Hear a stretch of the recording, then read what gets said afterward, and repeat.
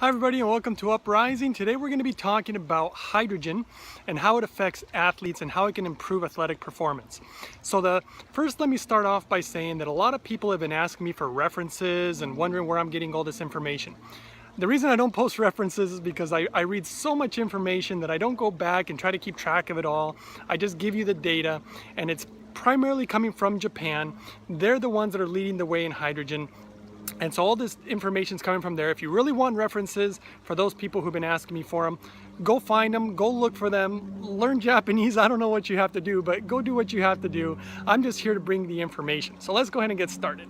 So it already has been proven in Japan that hydrogen actually improves performance dramatically when it comes to athletics. They actually had a scientific test where they showed that it improved performance 100% of the time. That's a really big deal when it comes to scientific terms. Now, it's important to also understand what kind of hydrogen or what levels of hydrogen we're talking about. There's some really new data in Japan showing that it's almost pointless when you start getting into 4 ppm, 5 ppm, 7 ppm, levels of hydrogen, because we only have so many receptors that can utilize the hydrogen. And so they found that the magic number is basically 1.0 and a little bit above that, 1.2, 1.5, 1.6. And obviously the way you make the hydrogen is very important. They're finding that it's kind of unhealthy to do it in other ways, like hydrogen sticks really bad for you. I'll make some videos about the data on that. That's also coming from Japan. It's kind of the latest stuff.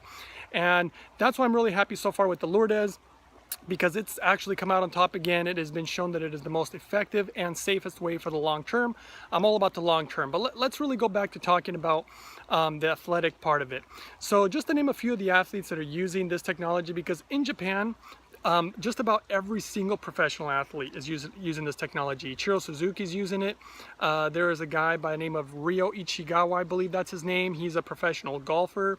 And the whole Giants organization, it's a baseball team in Japan. They're also utilizing hydrogen for athletics, because it not only does it improve absorption of nutrition, minerals, vitamins, and it makes your body more efficient, but it accelerates recovery time. It helps with prevent injuries, and it makes you perform better because it gives you greater endurance, because you're releasing that lactic acid when you're doing strenuous activity. And hydrogen helps neutralize that. So it's already obviously been proven, and it's obviously one of the funnier things that I saw recently was the 400-meter relay. I was actually watching it because I wanted to watch how America did against Jamaica, and they're the best sprinters in the world. Now, some of the worst sprinters in the world are actually the Japanese. Now, what I myself hadn't even noticed, and probably a lot of people didn't, is who came in third place. And I didn't notice till I watched it about the third time, and it was the Japanese. They were right behind Jamaica, and I thought, that's incredible. That's unheard of. Their bodies are definitely not designed to be sprinters, and even then they came in third. So I started wondering to myself, I wonder if hydrogen had anything to do with that. And maybe it did, maybe it didn't, I don't know, but they're certainly utilizing it a lot in Japan, and they're the leaders in the technology. One other little tidbit, obviously it helps against cramping, which was always a problem for me in athletics, and hydrogen helps a ton with that. And I've actually improved a ton when it comes to cramping.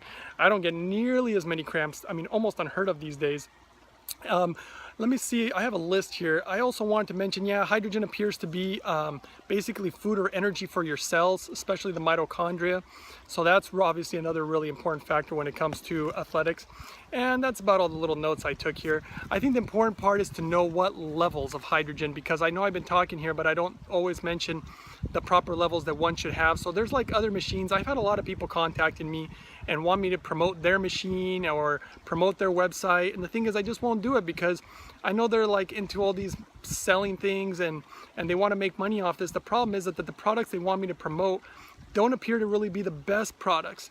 And so I'll do a video in the future about it, talking about what the best machines are. So far, it's the Lourdes. It really is the best machine. I haven't found anything better out there, and I'll explain why, in a future video. But for right now, if you like the video, again, don't forget to subscribe, like, and we'll see you on the next video. All right, take care.